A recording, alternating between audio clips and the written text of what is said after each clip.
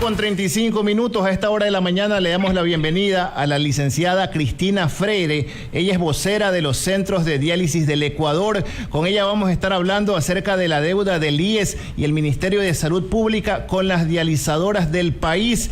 Cristina, buenos días. Entiendo que hoy van a realizar un nuevo plantón. ¿Qué número de plantón es el que van a realizar el día de hoy? Y cuéntanos a cuánto asciende la deuda con estos centros de diálisis que ya cerca de 2 años están en la lucha. Bienvenida. Muchas gracias, licenciado. Gracias por el espacio. La verdad es que muy interesante esa pregunta. 70 plantones. Este es el plantón número 70. Desde que empezó la pandemia nos dieron soluciones parches y otra vez estamos aquí mendigando lo que por ley corresponde que el Estado, las autoridades del Ministerio de Salud Pública y de Finanzas y también las del IES tienen que pagar a las dializadoras para garantizar el tratamiento para los pacientes renales del país. Ahora, licenciada, ustedes se han reunido con varias autoridades y de varios gobiernos. ¿Cuál ha sido tal vez la última promesa luego de haber realizado ya el 70 plantón? ¿Cuál es la respuesta de las autoridades? ¿Por qué no les pagan? Bueno, primero el Ministerio de Salud Pública hacía énfasis en que ellos ya tenían las auditorías listas y que lo que hacía falta era el presupuesto. Es la excusa que otra vez también nos están dando, que todo parte por Ministerio de Finanzas en el caso de lo que tiene que ver con los pacientes derivados de la red de salud pública, que aquí en Guayas y Los Ríos es en donde estamos peleando de que se dé la equidad en cuestión de presupuesto, porque a otras zonas les han pagado hasta marzo de 2022 y a nosotros solo hasta diciembre de 2021. Entonces, ya se ofreció en junio que iban a pagar, no pagaron. Se ofreció ahora en agosto, ya estamos quincena de agosto y aún no nos piden ni una sola factura. Entonces, es el Estado el que tiene que asumir esa responsabilidad, el Ministerio de Finanzas, básicamente. Nos ofrecen de boca, de manera verbal, pero no se concreta el pago. Entonces, hay una sentencia emitida por la Corte Constitucional desde hace 2 años a favor de los pacientes renales y de las dializadoras, que establece que debe haber un plan programático de pagos, pero ese plan programático aún no existe. No se han programado fechas de pago y así no puede seguir funcionando este asunto, porque no es un asunto más, es debido de muerte para los 15.000 pacientes renales del país. Licenciada, ¿cuánto asciende la deuda y esta falta de pago? ¿Qué es lo que ha desencadenado en los centros de diálisis? ¿Cuál es la carencia, la necesidad que tienen en la actualidad los centros de diálisis del país? Bueno, en sí, ¿qué es lo que deriva esto? Que por un lado a Guayas se nos adeuda $4 millones por parte de IES por la atención a 300 pacientes renales y del Ministerio de Salud Pública y Finanzas más de $30 millones. Mencionar que nosotros no tenemos ingresos por pacientes privados, solamente dependemos de estos pacientes porque el tratamiento es muy costoso, $1.456. Entonces, nosotros estamos prácticamente a merced de que ese presupuesto llegue mensualmente. Al no llegar, ¿qué pasa? No tenemos cómo pagar a los empleados, al personal médico, administrativo, a los proveedores. Entonces, los proveedores ya nos emitieron su comunicado. Si nosotros no les cancelamos también las deudas o empezamos a saldar poco a poco, lastimosamente cortan el despacho, no de golpe, pero sí de manera progresiva, hasta el punto como ocurrió la pandemia, en que apenas nos despachaban un 10 o un 15%. Y en el caso del IES es lo mismo. No podemos pagar a los mismos proveedores de los insumos, y a esto, ¿sabe qué es lo que se suma el problema? Es que no tienen tampoco las medicinas, los pacientes renales, que se ordenó por la declaratoria de emergencia que les den los insumos y las medicinas para controlar qué enfermedades, hipertensión y diabetes, que es lo que deriva la insuficiencia renal crónica. Entonces se agrava por ambos lados, al no poder tener sus insumos para las diálisis ni sus medicinas para controlar la hipertensión y las diabetes, porque no se las dan como deberían, con la periodicidad que necesitan, ni en los hospitales del MSP, en los públicos, ni en los hospitales del IES. Ahora, licenciada, ¿por qué cree usted que no les pagan? ¿Es por falta de recursos, por falta de voluntad política? ¿Hay tal vez algún problema burocrático de por medio? ¿No están claras las cuentas? ¿Por qué no les cancelan lo que por ley les corresponde?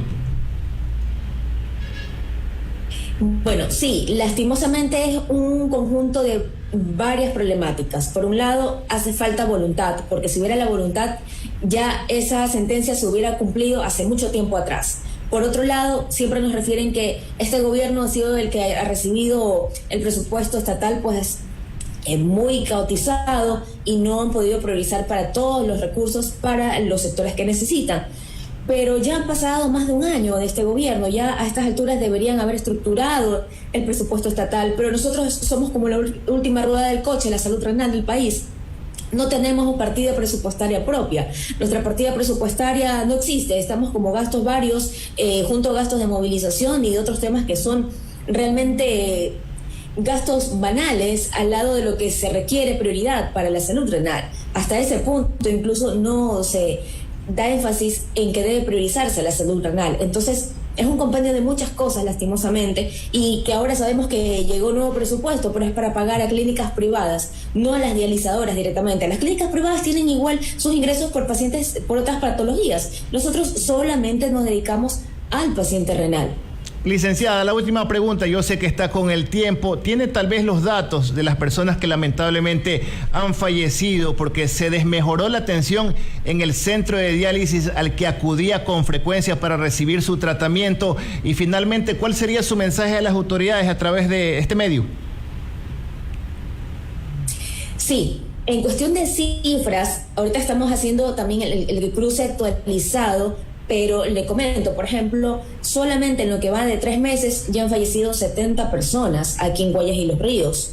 Y lo que nos preocupa es porque ese dato es solamente aquí a nivel de Guayaquil. Estamos a la expectativa de cruzar la información también con las otras dializadoras que hay en cantones más pequeños, y a la vez también con la provincia de Los Ríos, que es lo que ocurre en Babahoyo, y porque también nos llegó el reporte de que en Loja están con una situación similar.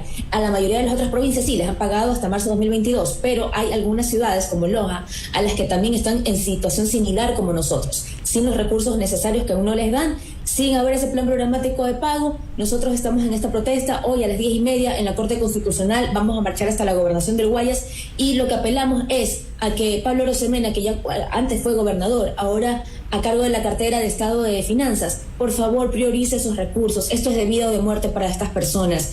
No queremos ver que fallezcan más como ocurrió en la pandemia.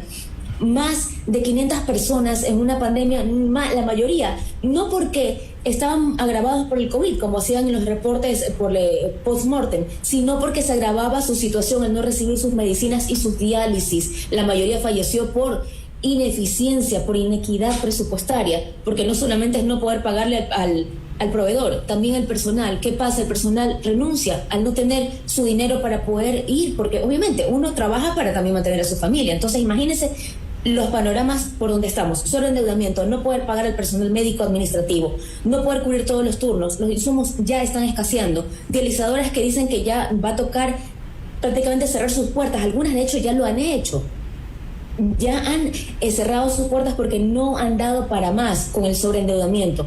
¿Qué hacemos entonces? ¿Cómo garantizar la atención al paciente renal? La solución está en ustedes, autoridades. José Ruales, doctor, usted conocía la situación cuando era viceministro, ahora ministro de Salud.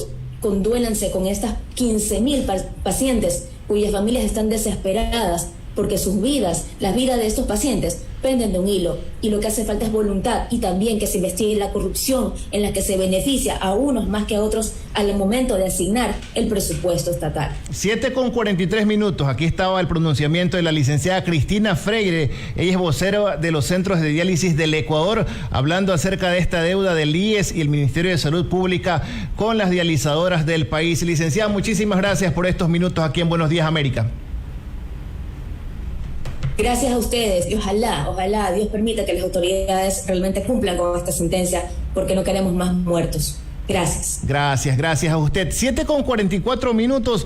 Esperemos que se conduelan las autoridades del país, ¿no? Porque cuando fue lo más duro de la pandemia del COVID-19, allí sí todos estábamos preocupados, cuando la gente estaba afectada con su salud, pero hay personas que tienen ciertas enfermedades, oiga, que necesitan un tratamiento periódico, y no es justo, por donde se lo vea, que estén prácticamente mendigando. 70 plantones han realizado, 70 plantones, más o menos año y medio, 2 años, para que le solucionen los problemas, y mientras tanto, mire, las autoridades se miran las caras. Ha habido varios plantones que han desencadenado en varias reuniones con varias autoridades, pero no les cancelan. 7:45, vamos con nuestra siguiente entrevista.